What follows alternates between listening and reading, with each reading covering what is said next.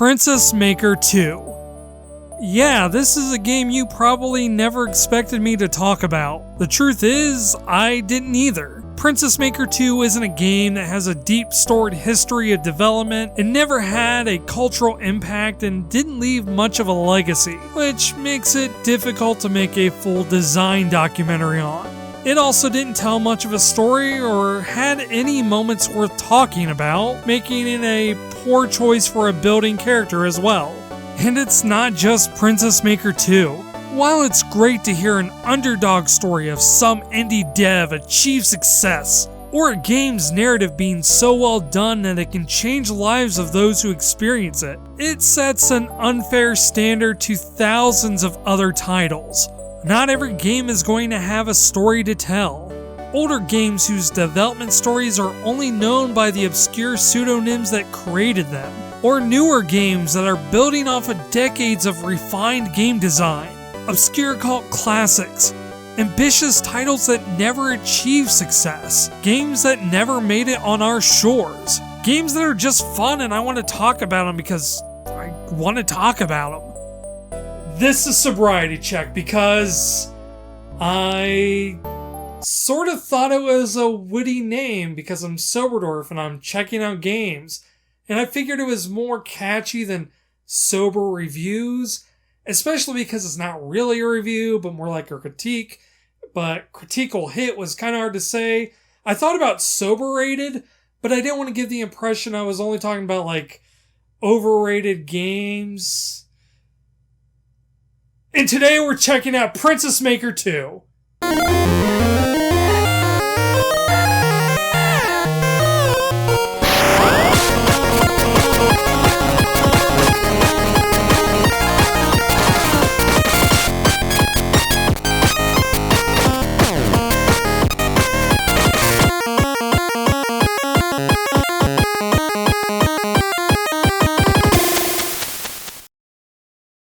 Princess Maker 2 was released in 1993 and was developed and published by Gainax.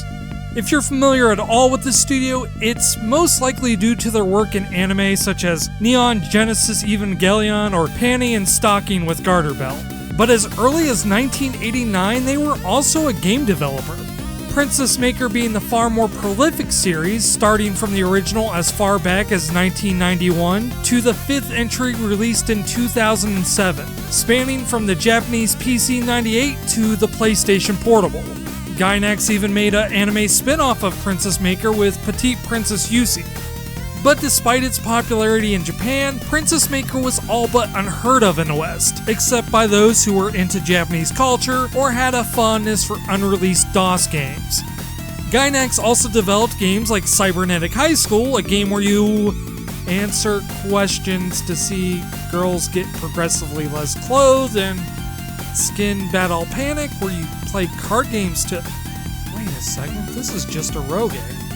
Gainax just straight up made porn games. Well, to be fair, even Enix, the same company that brought us Dragon Warrior and Kingdom Hearts, was publishing far more objectionable games back then. Oh no. Which I guess is now a good time to clear up a misconception. Princess Maker 2 isn't an adult game. Though you might see a breast or a butt and some suggestive content, I mean, we're still talking about Gainax here, it's not meant to titillate. However, because of the era and culture this game was intended to be released in, there are some elements that audiences might find offensive or questionable, such as grown men asking to take your daughter's hand in marriage when she's 15 years old. Ugh. This video isn't equipped to be a comprehensive discussion about value dissonance between American and Japanese culture, but it would be a disservice to just pretend it didn't exist.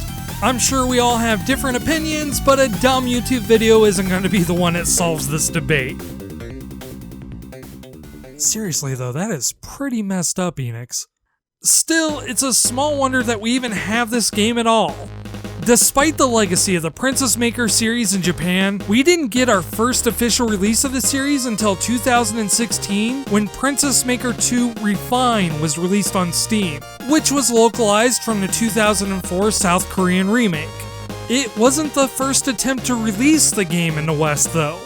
Fans of the series might remember it from an unreleased DOS version brought to us by SoftEgg.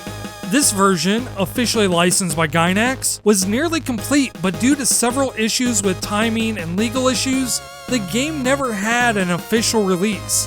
But that didn't stop people, including myself, from finding it on abandonware sites in the late 90s.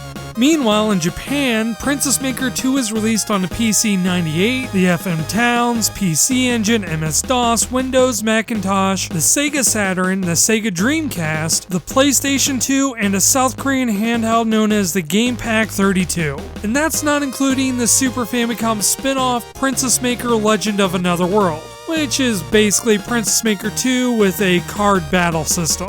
And though I can't find exact sales numbers, it supposedly sold fairly well and had won multiple awards, making it sort of a cultural fixture in Japan. And while it wasn't released in the West, the design inspired a fair amount of games. But now we finally have the chance to play Princess Maker 2 ourselves. But the game that's 25 years old at this point, does it even hold up? And what exactly is Princess Maker 2 anyway? Do you actually make princesses? Well, I guess there's only one way to find out.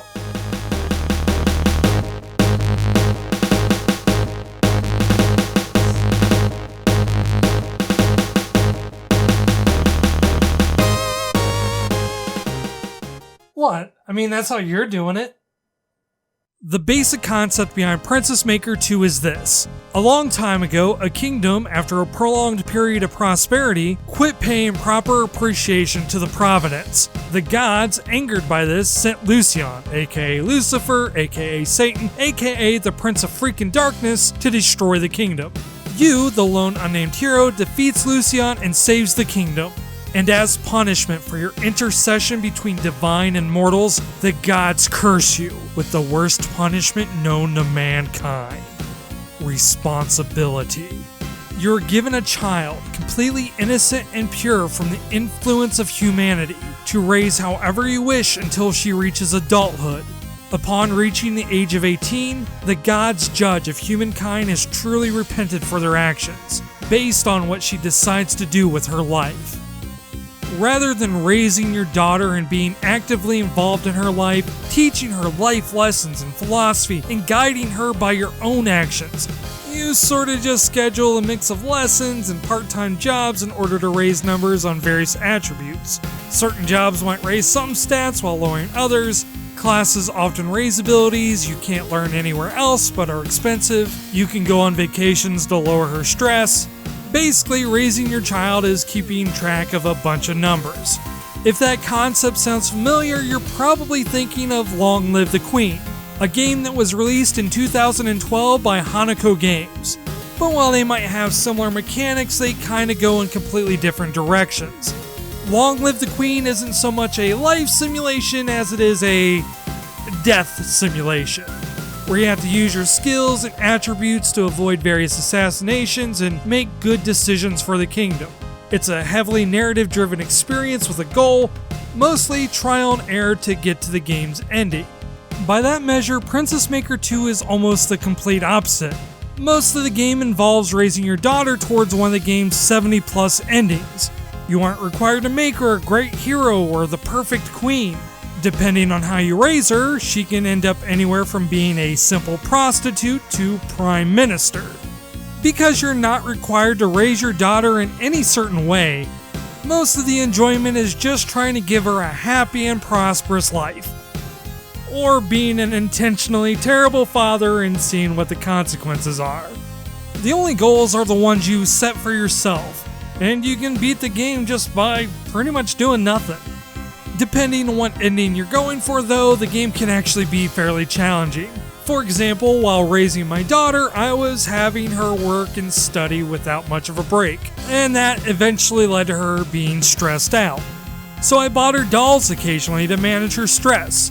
Years later, I ended up selling the dolls to clear up some inventory space, and she was so stressed out that I sold all her childhood toys that she got sick. Then she died. Yep. The act of selling all her dolls killed my daughter. This is why I'm never having kids. Though one of the best possible results is for your daughter to become queen. I mean, it is the title of the game after all, but making a princess isn't easy. Though rather than tell you all the things that it requires, I figured it would be better to share my journey with you. So let me tell you of a story of a hero and his divine daughter, Rosalind. Having been entrusted by the gods to raise this pure girl, uncorrupted by mortal malice, I come up with a plan to raise my daughter to become queen. She will need to have elegance, intelligence, decorum, knowledge in the arts, skill in homemaking, personality, and most of all, the ability to handle heartbreak. Her mind, body, and her very soul will need to be tested. So, I sent my 10-year-old daughter out into the desert with no armor or weapons to defend herself. And this is the closest thing to a traditional game as Princess Maker 2 gets, which are these adventuring sections called errantries in the refined version. They are RPG-like segments where you can go out, travel, find treasure, fight monsters, and come across random events, and it's pretty much the core of the game if you want to raise your daughter to one of the better endings. Also, you can have your daughter mug random villagers. I have no particular grudge against you, but I will end your life. I know you're probably thinking I'm some sort of bad father, but I'm making a princess here. You can't make an omelet without robbing a few merchants. So as we travel through the desert, we end up crossing into hell. We know this because we run across demons, which are actually kind of nicer than what you would think for demons. But on our travels, we run across Lucifon, the Prince of freaking Darkness, who offers young Rosalind a drink. But because I am a good father who had literally one awkward conversation with his daughter about her proportions before sending her off into the desert, she will never give in to the temptation of alcoholic substances. And Lucifon is so impressed with my daughter's resolve, he offers her a little gift. And, well, it would be rude to refuse a gift. I mean, the Prince of freaking Darkness did donate to my coffee account, so he's really not all that bad. So Rosalind accepts the humble gift of stamina at the cost of some of her faith. I guess I should send her to work in a church to kinda even that out.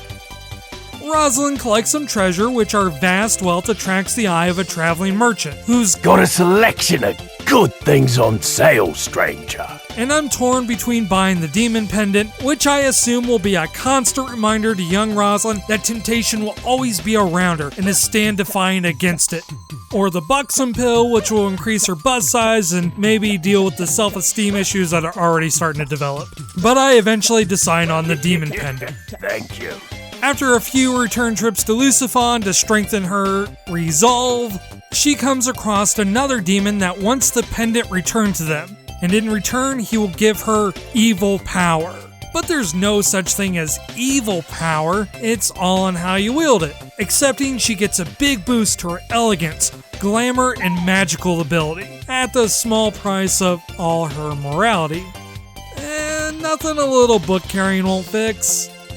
And because her adventuring has been far more lucrative than any part-time job, I can afford to send little Rosalind to classes. Because of her newfound penchant for magic, I decide to enroll her in magic studies to assist her in even more adventures, so she can actually fight back against all the things that are beating her up in the desert. It isn't very long before she becomes a powerful and renowned mage, capable of defeating everyone in the yearly combat tournament. And on her 11th birthday, she treated herself and went and fought against the god of war, got herself a nice sword, and had a visit with her godfather. Man, I'm such a good dad, I throw the best birthdays. Now you might think I'm a bad father for making her work so hard, but I made sure she had plenty of leisure time as well. We went on several family vacations, I always gave her pocket money, and she only became a gang member once. Still, I might have been pushing her a little bit too hard towards the path of deicide, so from then on I had her study etiquette, help around the house, hunt undead, practice ballroom dancing, you know, trying to give her a normal life. But I kept hope that someday she would be a wonderful queen who would rule over everyone. The 8 years had passed like a dream, and my daughter Rosalind is now 18 years old. 18 years old. When a girl must leave the nest and strike out on her own, what path will Rosalind choose for herself? Father, I'm all grown up now and doing fine. I'm very healthy. There is no reason to worry about me. Looking back on my childhood, you made me go out adventuring all the time, didn't you? I liked it though and never got tired of it. Did you think you could make me into a legendary warrior or something? You probably did, but if you thought I'd always do what you want, you were sadly mistaken. I'm glad that I got by without ever having a job. Ever since I was a child, I never had to be at anyone's beck and call. Thanks, Papa.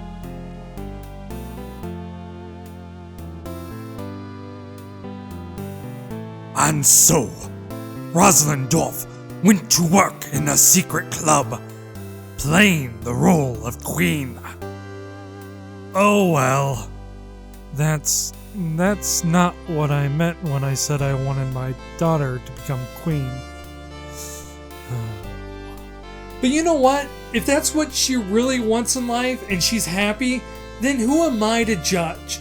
I raised an innocent, delicate girl to be a powerful, dominant woman who is free to express herself however she sees fit. But as her father, I can't help but worry about her future. Will she ever find true love? There was no end to the men who proposed to the beautiful Rosalind. However, her reply was always the same. I'm sorry, but my heart is set on another. However, Rosalind didn't seem to have a man in her life. Her father, Dwarf, couldn't understand and asked her, Rosalind, who is this man that you have your heart set on? Well, that is... You don't need to hold anything back from me. Go ahead and say it. Father, the man I am in love with. Father, it's you. I am in love with you. And so, Dwarf and Rosalind were joined in matrimony and became husband and wife.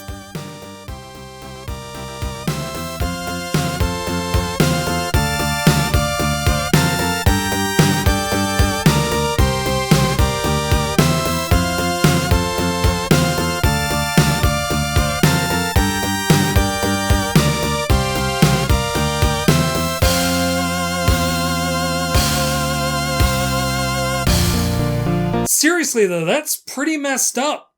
Me. That is just one of many possible endings, and chances are you're not going to get the ending that you want or expect, and you might not even be sure as to why. And ideally, that is one of the better ways to play Princess Maker 2. Really, going in completely blind and discovering the many outcomes, sometimes intentionally and sometimes by accident, is one of the more interesting aspects about this life sim. Trying to balance a budget of time and money to raise your daughter correctly, only to find out she ended up becoming a simple housewife that marries the Prince of freaking Darkness. Now that I think about it, I should be more careful about who I accept money from. That can also be a source of a lot of frustration as well. The game doesn't really give you much of anything other than the occasional idea of what path your daughter is on. And without a guide, you are most likely not going to achieve the best ending in the game. The little scenes of watching your daughter at work are adorable, and the adventuring is a good change of pace. It all becomes a slow, grinding experience after a while.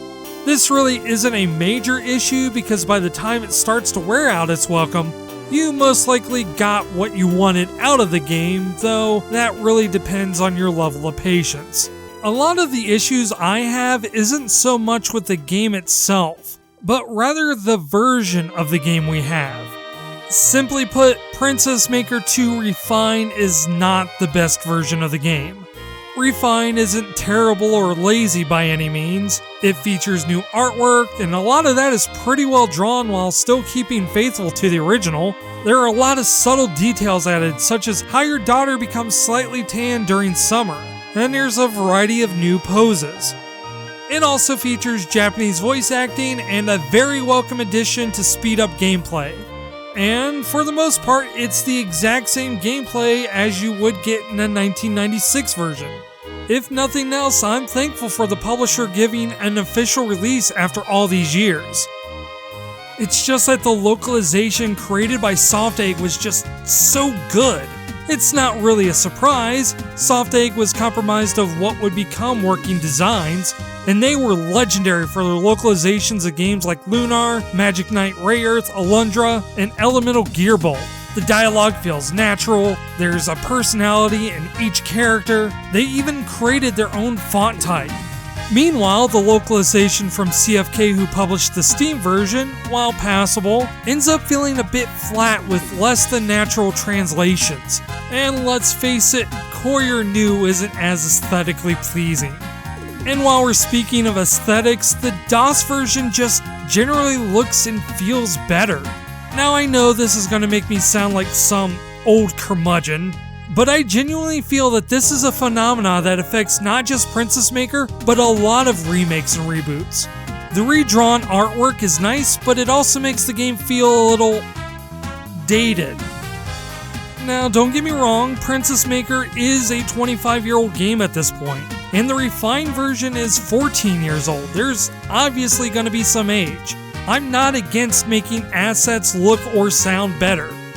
But part of what makes me appreciate retro games is just seeing how well the game works within the constraints of its medium. Seeing the beautifully rendered sprite art using dithered pixels while working with a limited color palette, or just seeing how well the music was composed with the early PC sound cards.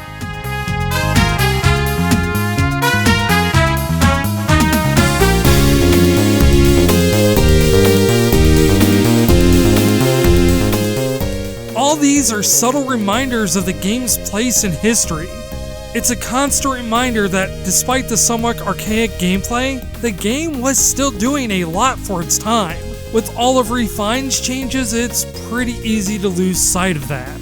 Again, that's not saying Refine is bad. Technically, the DOS version was never released, so this is the first time many people had a chance to experience it. For all my complaints, it's still a faithful port of a great game. However, it's still a 25-year-old game, and there is a question of whether it would even hold up by today's standards. Does it pass the sobriety check? I'm gonna be completely honest with you. As much as I enjoy this game, I'm still conflicted. Princess Maker 2, all things considered, was never really a great game. Most of the time, the only thing you do is plan a schedule and see how it plays out. What gameplay there is can be grinding and tedious, especially if you're going for the best ending. It's also not very intuitive. You're most likely not going to know why your daughter is constantly getting sick or rebelling, and why you keep getting unsatisfying endings. But looking at a guide to see how things work kinda ruins the experience. And for all that, there's an asking price of $20 for what is effectively a 25-year-old game. And that doesn't include the game's soundtrack. So I would totally understand why people would want to pass on this game. But I still really like this game. I admit that there might be some bias. I was 12 years old when I first started playing this, and it definitely invokes a sense of nostalgia. It reminds me when anime had big fluffy hair and the popularity of Tamagotchi. I fully admit that there's probably an element of this game that brings a certain amount of enjoyment that will be missing for others. However, despite that, I still think that there's something more to it. The game just has so much personality and charm. It can sometimes feel slightly awkward, but the game is wholly unique and it's such an interesting and rarely explored premise. For what little gameplay there is, they managed to do so much with it. I mean, there are over 70 different endings, and beyond just replayability, it also means that you have a lot of freedom to explore. You can tell that there was a lot of passion put into this game. Not only that, but the game features a genuinely well-composed soundtrack, and the DOS version is just beautiful, even by today's standards. So while Princess Maker 2 might not be a great game, It's a wonderful experience and a great piece of history. It really is a life simulation in the best and worst ways. If you only work a job in order to feed yourself and attend a class with no real passion or goal, only the vague hope that you'll someday be rewarded, you're most likely going to end up disappointed by the experience. But if you're willing to invest yourself and look beyond meters and stats, and allow yourself to get attached to this role as a guide for this virtual life and seeing where it leads, even if you don't get what you wanted but you just enjoy the journey there, it becomes an experience that you can't get anywhere else. And as we say on the show, gaining experience builds character.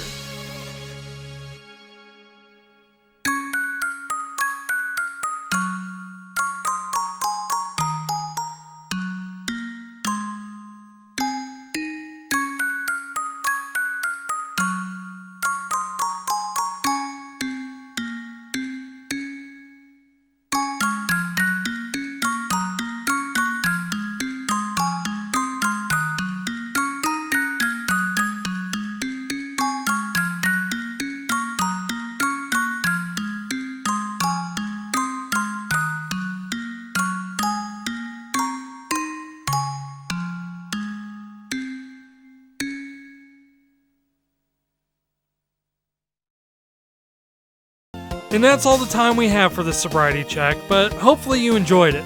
This is a new format I'm trying to get used to, so let me know what you think in the comments below, and if there's any other games that you feel that are worth me checking out.